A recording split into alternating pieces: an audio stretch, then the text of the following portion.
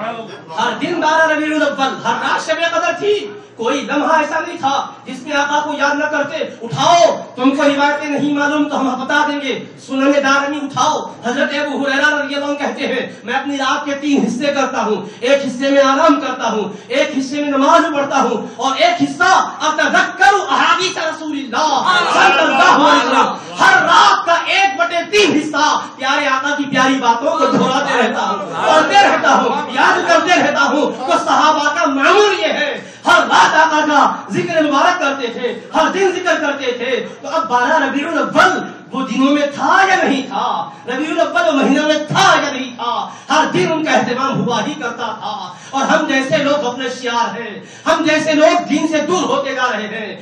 ہماری راتیں بھی غفلت کی نظر ہے، دن بھی غفلت کے نظر ہے، لمحے بھی ہماری کوتاہیوں میں گزر رہے ہیں. ہمیں خاص طور پر مہینے کی مناسبت سے، دن کی مناسبت سے جوش پیدا کرنے کے لیے جلسہ کیا جاتا ہے. یہ کم سے کم اس موقع پر مناسبت سے جاگ جاؤ تاکہ باقی زندگی کے لمحات برکت والے بن جائیں، رحمت والے بن جائیں، ذکر والے بن جائیں، خیر و بھلائی والے بن جائیں. تو وہاں معاملہ یہ تھا کہ ذکر میں ہی گزرتے تھے. وہ تو خیر عام گھر میں بیٹھ کر کرنے پر پوچھتے ہو. احادیث صحیحہ گواہ ہے، ایک کتاب کا حوالہ دینے کی ضرورت نہیں ہے.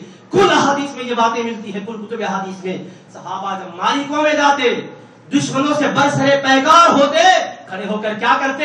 اے لوگوں سنو، ہم گمراہی میں مبتلا تھے، ہم بتوں کی پرستی کرتے تھے، لات و عزا کے سامنے زمین نیاز خم کرتے تھے، ہم اپنی بچیوں کو زندہ درگور کرتے تھے، اپنی بیویوں پر شفقت نہیں کرتے تھے، ماں باپ کا ادب نہیں کرتے تھے. چھوٹی چھوٹی باتیں جنگ چھڑ جاتی، برسوں جنگ چلتی تھی. اللہ نے کرم کیا، فضل کیا، ہم نے آخر نبی آخر الزمان کو بھیجا، رحمت للعالمین کو بھیجا. تو آقا تشریف لائے، انہوں نے خدا کی عبادت کی طرف ہمیں بلایا، حق کے پرچم کو بلند کرنے کے لیے ہمیں متوجہ کیا. وہ آقا تشریف لائے، ان کے قدم مبارک سے ہمیں عدل و انصاف کا قانون مل گیا، ہمیں ہدایت کا نور مل گیا، ہمارے ظلمتیں ختم ہوئی، ہمیں ایمان کی روشنی مل گئی. آقا کی میلاد بیان کر رہے ہیں، دشمن سامنے ہیں، ہتھیار ادھر لیے ہوئے ہیں، برسرے پیکار ہیں. اب ان کے سامنے آقا کی میلاد بیان کرتے ہیں، اس کے بعد پھر اپنے جانوں کا نذرانہ دیتے ہیں. تو وہ صحابہ وہ ہیں کہ جنہوں نے مارکوں میں بھی پیارے آقا کی میلاد کو نہیں بھولا ہے. تو عام حالتوں میں کیسے بھول سکتے تھے؟ کیسے بھول سکتے تھے؟ اللہ کے محبوب دو جہاں علیہ السلام کے صحابہ کرام نے کبھی چھوڑا نہیں ہے.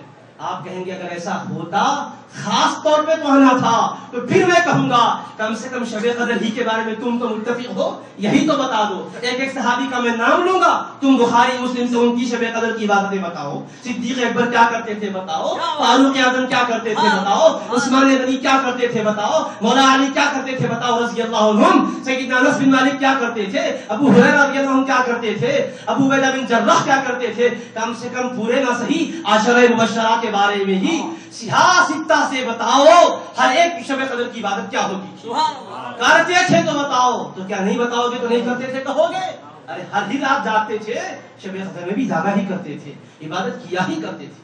اگر ایسا ہی ہے تو پھر ایک سوال آخر میں کہ رمضان کے بابرکت مہینے میں تراویح خواہ 20 پڑھے کہ 8، اس کے علاوہ قیام اللیل جماعت سے ادا کی جاتی ہے. ذرا اس پر دلیل پوچھنے والوں، اجتماعی طور پر ذکر کرنے پر میلاد کی مناسبت سے ذرا یہ بھی تو بتاؤ، پوری قرآن کریم کی آیات سے نہیں، پورے بخاری کی بات بھی نہیں کرتا میں، صحیح حدیث کی بھی بات نہیں کرتا، ضعیف بھی ہے تو میری بات بتا دو کہ اللہ کے محبوب کے صحابہ اللہ کے حبیب علیہ الصلوۃ والسلام رمضان میں قیام اللیل جماعت سے پڑھتے ہیں. ایک روایت تو بتائیے، پوچھیے گا، پوری ذمہ داری سے عرض کر رہا ہوں، بخاری کی ہی نہیں کہہ رہا ہوں، پوری سیاستہ کے ہٹ کے کوئی بھی کتابوں سے روایت ایسی نکال کے بتائی جائے جس میں یہ ثابت ہوتا ہو کہ اللہ کے محبوب کے صحابہ نے قیام اللیل جماعت سے پڑھا ہو، اجتماعی طور پر قیام اللیل باجماعت ادا کیا. میں نہیں کرنا نہیں کہہ رہا ہوں، لیکن انداز سوال کا یہی تو ہے، کرتے تھے تو جائز، ذکر نہیں ملا تو ناجائز، پھر اس کا ذکر نہیں ملتا ہے تو کیا یہ ناجائز ہے؟ پھر ناجائز ہے تو پھر اس بدعت کو کیوں ختم نہیں کیا جاتا؟ تو یہ طریقے فکر ہی غلط ہے، طریقے استدلال ہی غلط ہے. تو اللہ کے پیارے حبیب پاک علیہ الصلوۃ والسلام کی میلاد پاک کے لیے اللہ نے قرآن میں واضح حکم کیا، بفضل اللہ وبرحمتہ فبذلک فلیفرحوا. اللہ کے فضل پر، اللہ کی رحمت پر انہیں چاہیے کہ خوشیاں منائیں. فبذلک فلیفرحوا، اللہ نے فضل و رحمت کا ذکر کر کے کیا فرمایا؟ خوشیاں منائیں. کیوں ایسا فرمایا؟ اللہ پاک چاہے تو یہ بھی کہہ سکتا تھا فبذلک فلیتصدقوا، یہ چاہیے کہ خیر خیرات کریں. فبذالک فلیطوفوا، یہ چاہیے کہ طواف کر لیں. فبذالک فلیعتمروا، چاہیے کہ اس خوشی میں عمرہ کر لیں. فبذالک فلیطعموا، چاہیے کہ یہ کھانا کھلائیں. فلذالک فلینفقوا، چاہیے کہ مال خرچ کریں. فلذالک فلیصوموا، چاہیے کہ یہ اس خوشی میں روزہ رکھیں. فلذالک فلیصلوا، چاہیے کہ 2 رکعت شکرانے کی پڑھیں. اللہ تعالیٰ 2 رکعت نماز پڑھیں بھی کہہ سکتا تھا، روزہ رکھیں بھی کہہ سکتا تھا، خیر خیرات کریں بھی کہہ سکتا تھا، عمرہ کریں، طواف کریں یہ بھی کہہ سکتا تھا.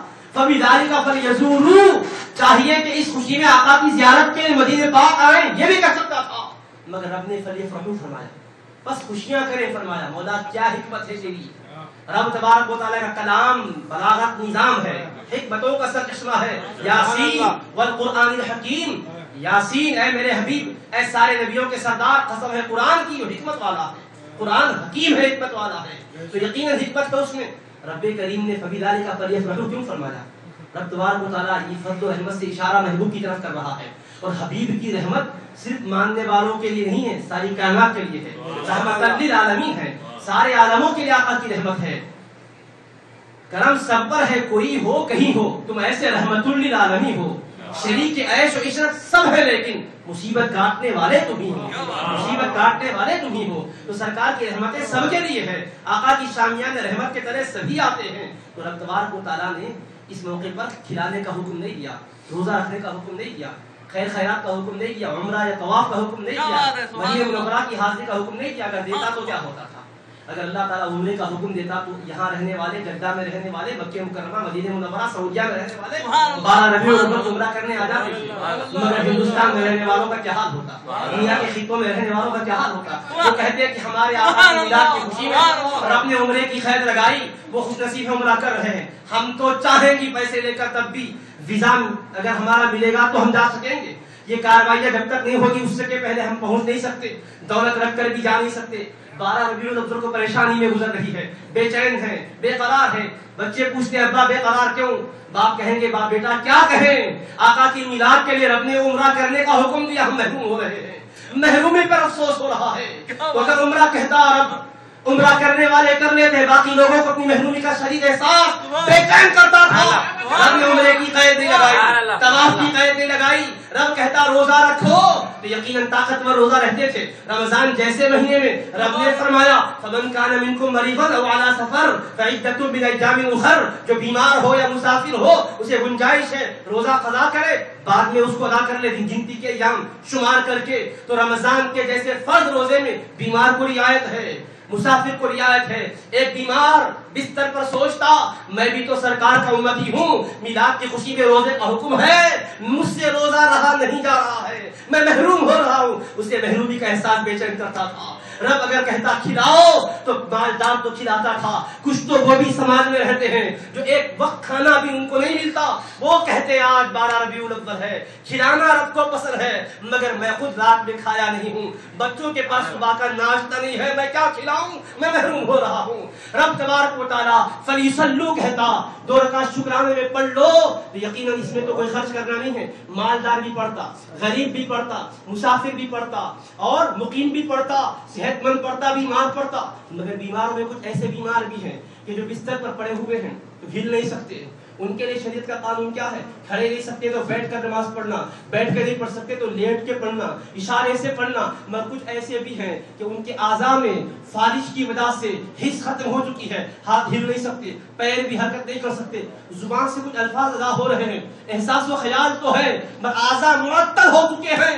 اب وہ سوچتا کہ 12 ربیع الاول کا موقع ہے، رب نے کہا شکرانے میں 2 رکعت نماز پڑھو، میرے اعضاء میں طاقت و تاب نہیں ہے کہ ہل سکوں، اب 2 رکعت کیسے پڑھوں، میں افسوس محروم ہو رہا ہوں، میں محروم ہو رہا ہوں. تو رب نے کرم کر کے فرمایا اے میرے محبوب کے امتیوں، میرے مصطفیٰ کی خوشی میں ہر ایک کو شامل کرنے کے لیے حکم عام کر دیا ہوں. بس کچھ نہیں کر سکتے ہو تو دل میں خوش تو ہو سکتے ہو. پڑے ہوئے نہ تم ہاتھ سے حرکت کر سکتے ہو، نہ زبان سے کچھ کہہ سکتے ہو، نہ پیر سے کچھ ہل سکتے ہو، کم سے کم دل تو سلامت ہے. دل ہی دل میں خوش ہو جاؤ، ربیع الاول کی رحمتیں تمہارا بھی مقدر ہے. سبحان اللہ، سبحان اللہ. فبذالک فلیفرحوا، بس اسی وجہ سے خوش ہو جاؤ. اب خوشی کے قانون کو عام کر کے فرمایا خوشی میں